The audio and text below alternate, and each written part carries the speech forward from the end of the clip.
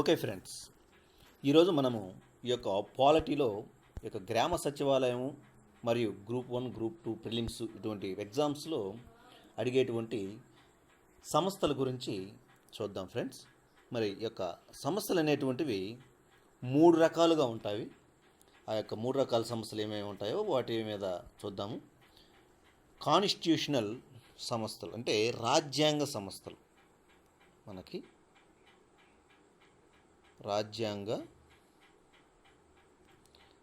రాజ్యాంగ సంస్థలు, చట్టపర సంస్థలు అంటే స్టాట్యుటరీ బాడీస్ అన్నమాట. చట్టపర సంస్థలు. అదే సమయంలో రాజ్యాంగేతర చట్టేతర సంస్థలు అన్నమాట. అంటే నాన్ లీగల్ బాడీస్, నాన్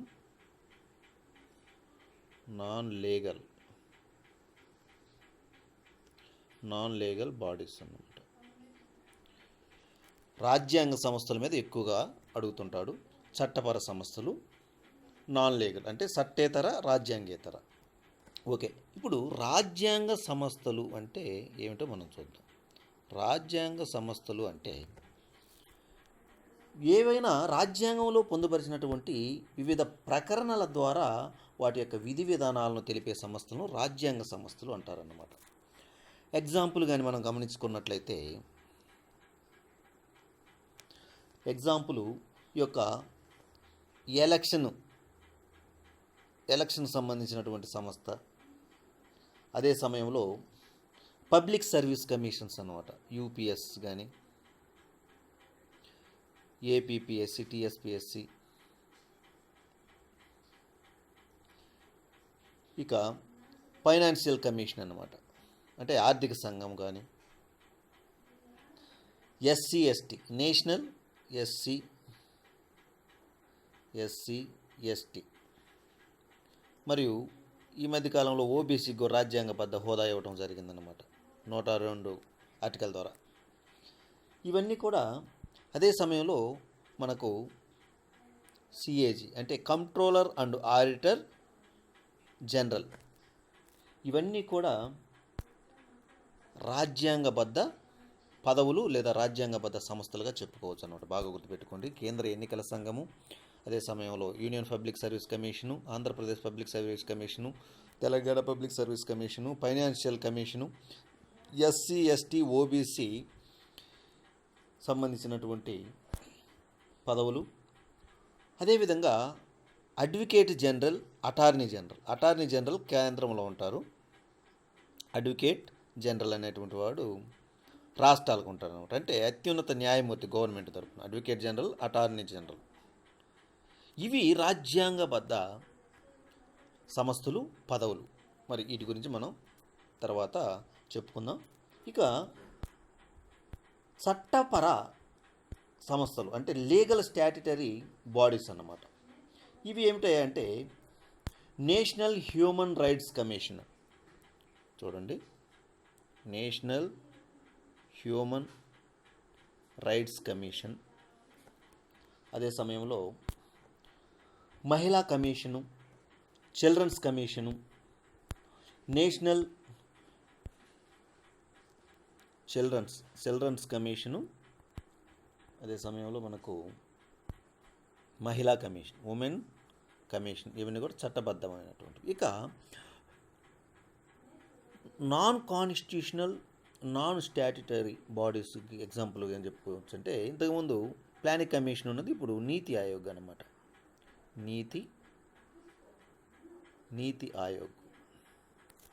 నీతి ఆయోగ్ అనేటువంటిది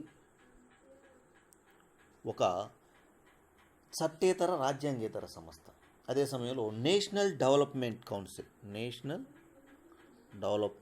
కౌన్సిల్ ఇది 1952లో స్టార్ట్ అవ్వడం జరిగింది. ఇక జాతీయ సలహా మండలి, జాతీయ సలహా మండలి.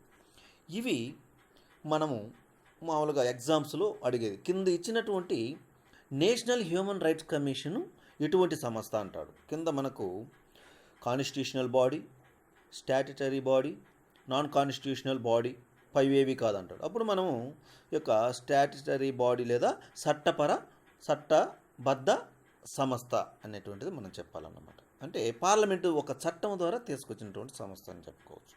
ఒకసారి ఇది అడిగాడు, కేంద్ర ఎన్నికల సంఘం అనేది ఒక కింద రాజ్యాంగబద్ధ సంస్థ, చట్టబద్ధ సంస్థ, చట్టబద్ధం కాని సంస్థ ఏది కాదన్నాడు. అంటే రాజ్యాంగ కాన్స్టిట్యూషనల్ బాడీ కేంద్ర ఎన్నికల సంఘం అనేది. ఓకే ఫ్రెండ్స్, ఇప్పుడు ఒక్కొక్క దాని గురించి మనము విపులంగా చర్చించుకుందాము.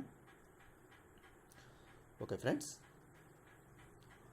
ఇప్పుడు ఈ యొక్క ఫస్ట్ కేంద్ర స్థాయిలో ఉన్నటువంటి రాజ్యాంగబద్ధ సంస్థలు ఒకసారి మనం గమనిద్దాము. అటార్నీ జనరల్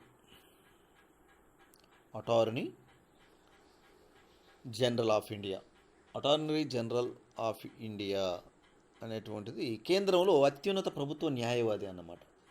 5వ భాగంలో ఉంది దీని గురించి. మరి ఆర్టికల్ అడుగుతాడు అన్నమాట. అటార్నీ జనరల్ ఆఫ్ ఇండియా క్రింది ఆర్టికల్ ఎవరికి సంబంధించింది అడగచ్చు. 76 అన్నమాట. అదే సమయంలో రాష్ట్రంలోకి వచ్చేసరికి అడ్వకేట్ జనరల్ అన్నమాట. ఈ యొక్క అడ్వకేట్ జనరల్ రాష్ట్రంలో అత్యున్నతమైనటువంటి ప్రభుత్వ తరపు న్యాయవాది అన్నమాట.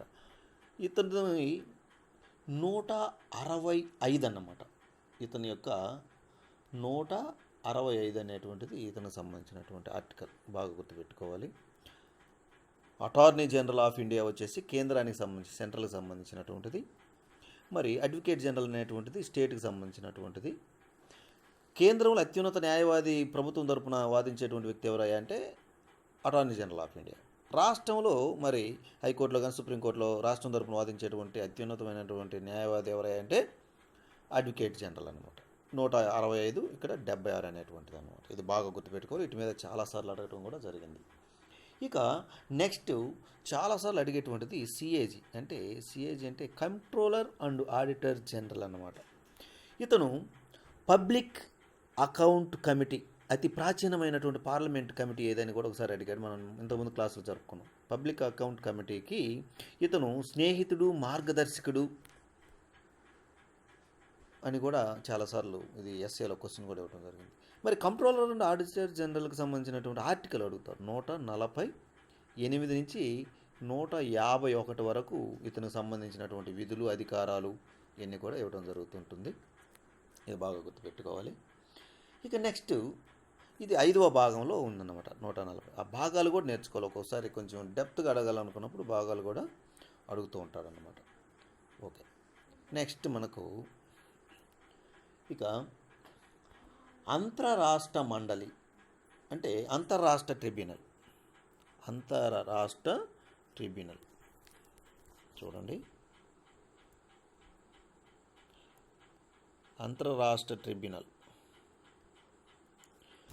ఈ యొక్క అంతర్రాష్ట్ర ట్రిబ్యునల్ అనేటువంటిది 263 11వ భాగంలో దీన్ని చేర్చారనమాట. 11వ భాగాలు. ఈ భాగాలు కూడా గుర్తుపెట్టుకోవడం మంచిదన్నమాట. మనకి అంతర్రాష్ట్ర ట్రిబ్యునల్ ఏ ఆర్టికల్ ద్వారా ఏర్పాటు చేస్తారు అని అంటే 263. ఇది ఎటువంటిదంటే రాజ్యాంగబద్ధ కాన్స్టిట్యూషనల్ బాడీగా కూడా మనం చెప్పుకుంటాం అన్నమాట.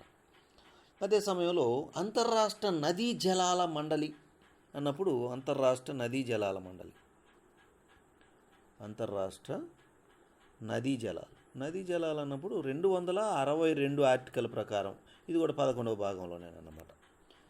ఇక నెక్స్ట్ ఆర్థిక సంఘం, ఫైనాన్స్ కమిషన్ అన్నమాట. సెంట్రల్లో ఉంటుంది, స్టేట్లో ఉంటుంది. సెంట్రల్లో ఉండేటువంటిది ఆర్టికల్ ఏమిటంటే 280 ఆర్టికల్ ద్వారా మనం ఏర్పాటు చేస్తాం అన్నమాట. ఇది మామూలుగా ఒక 5 సంవత్సరాల కాల పరిమితి ఉండి తీసివేసేటువంటిది అన్నమాట. ఇది 12వ భాగంలో దీని గురించి చర్చించడం జరిగింది.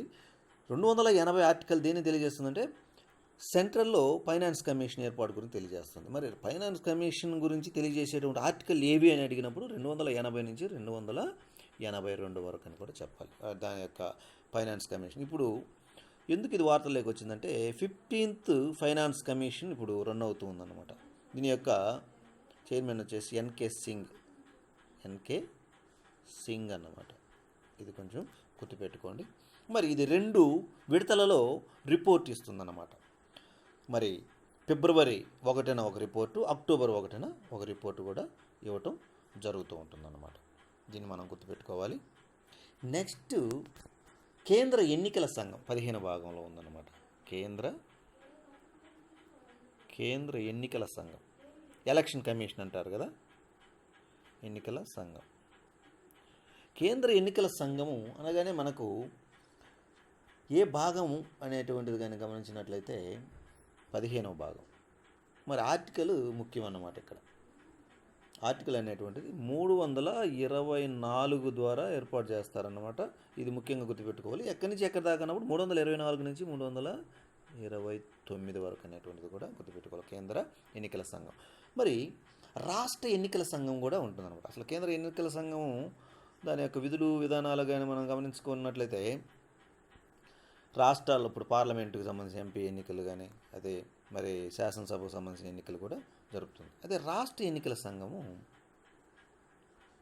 కేంద్రం రాష్ట్ర ఎన్నికల సంఘాన్ని నియమిస్తుందన్నమాట.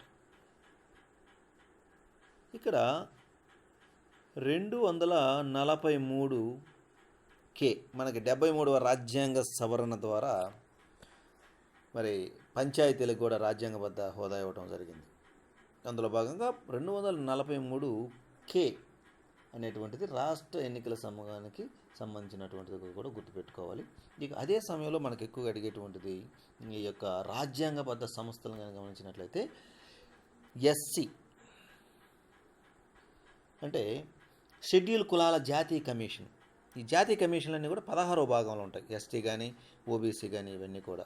మరి తెలిపే యొక్క నేషనల్ షెడ్యూల్ క్లాసెస్కి సంబంధించి తెలిపేటువంటి ఆర్టికల్ ఏంటంటే 338. ఇది జనరల్గా 1978లో ఏర్పాటు చేయడం జరిగింది.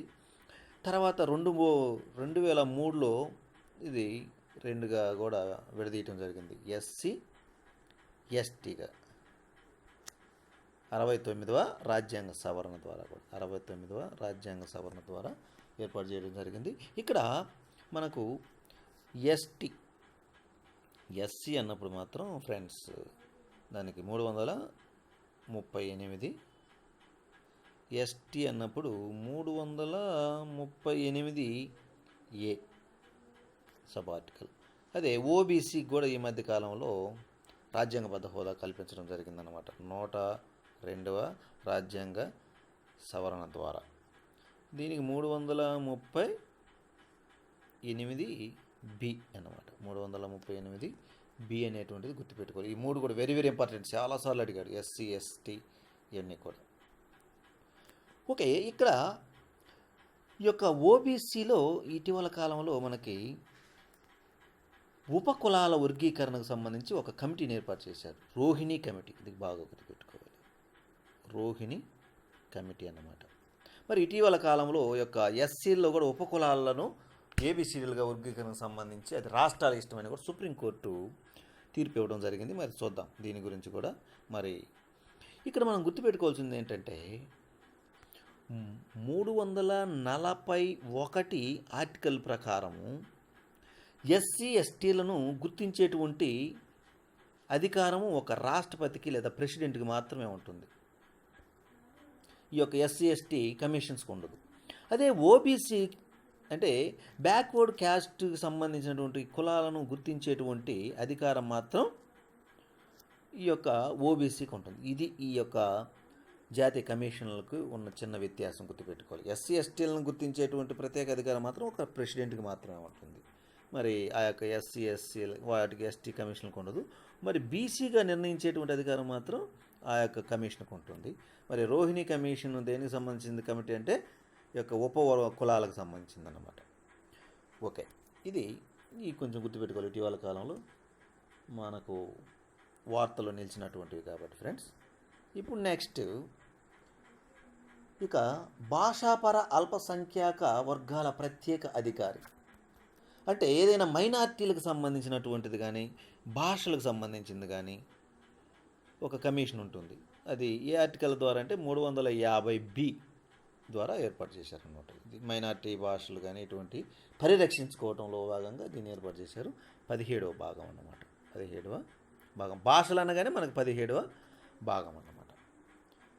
ఓకే ఫ్రెండ్స్, ఇటీవల కాలంలో మనం ఈ యొక్క మాతృభాషలో జరిగితే బాగుంటుంది అని కూడా మనకి ఈ యొక్క న్యూ ఎడ్యుకేషన్ పాలసీ అంటే కస్తూరి రంగన్ ఇచ్చినటువంటి రిపోర్టు కూడా చెప్పడం జరిగింది.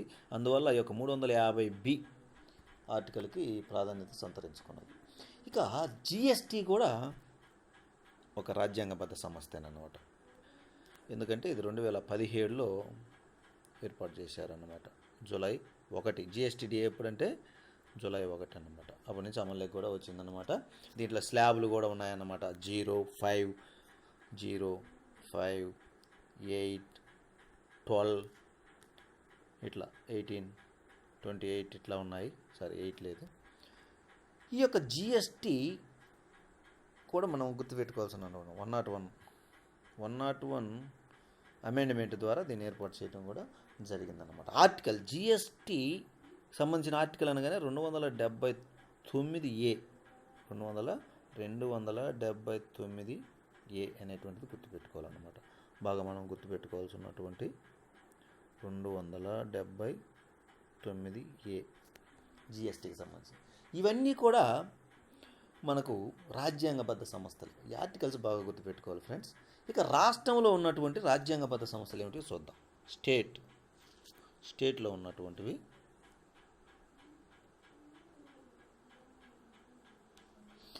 ఇక స్టేట్ ఫైనాన్షియల్ కమిషన్ అంటే రాష్ట్ర ఆర్థిక సంఘం. స్టేట్ వచ్చేసి 280 సెంట్రల్ వచ్చేసి రాష్ట్ర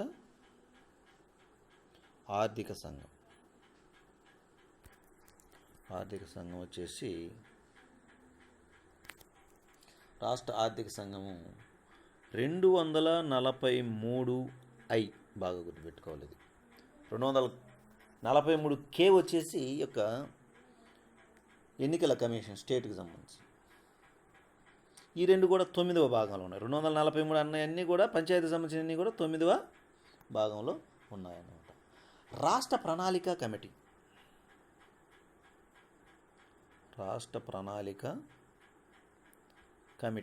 రాష్ట్ర ప్రణాళిక కమిటీ ఇది 9Aలో ఉందన్నమాట. 9Aలో ఉంది. ఇది వచ్చేసి 243 ZD అనేటువంటిది గుర్తుపెట్టుకోవాలన్నమాట. మెట్రోపాలిటన్ ప్రణాళిక కమిటీ ఇది కూడా 900Aలోనే ZEలో ఉందన్నమాట. రాష్ట్ర ప్రణాళిక కమిటీ వచ్చేసి 213 ZD. మెట్రోపాలిటన్ ఇది గుర్తుపెట్టుకోండి. ఇటీవల కాలంలో ఒక మెట్రోపాలిటన్ గురించి అడుగుతున్నాడు. మరి 9A వచ్చేసి 243 ZE. 243 ZE ఇది వెరీ వెరీ ఇంపార్టెంట్ స్టేట్లో ఉన్నది. ఇక అన్నిటికంటే ముఖ్యమైనటువంటి సహకార సంఘం. ఇటీవల కాలంలో ఈ యొక్క సహకార సంఘాల గురించి కూడా మరి కొంత వార్తలు నిలవటం జరిగింది. అందుకని దీన్ని గుర్తుపెట్టుకోండి. సహకార సంఘాలు 9B ఇది చేర్చినటువంటిది అన్నమాట. సహకార సంఘాలు అనగానే మనకు సహకార సంఘాలు 9Bలో 243 ZH నుండి ZT వరకు వెరీ వెరీ ఇంపార్టెంట్. సహకార సంఘాలు అనగానే 9వ భాగం. ఇది చాలాసార్లు అడిగాడు అన్నమాట. ఓకే ఫ్రెండ్స్, ఇవి రాజ్యాంగబద్ధ సంస్థలు అన్నమాట. ఇప్పటి వరకు మనం చెప్పుకున్నటువంటి అన్నీ కూడా. ఇక చట్టబద్ధ సంస్థలు మనం చెప్పుకున్నాం. వాటి గురించి ఒకసారి చూద్దాము. ఓకేనా ఫ్రెండ్స్.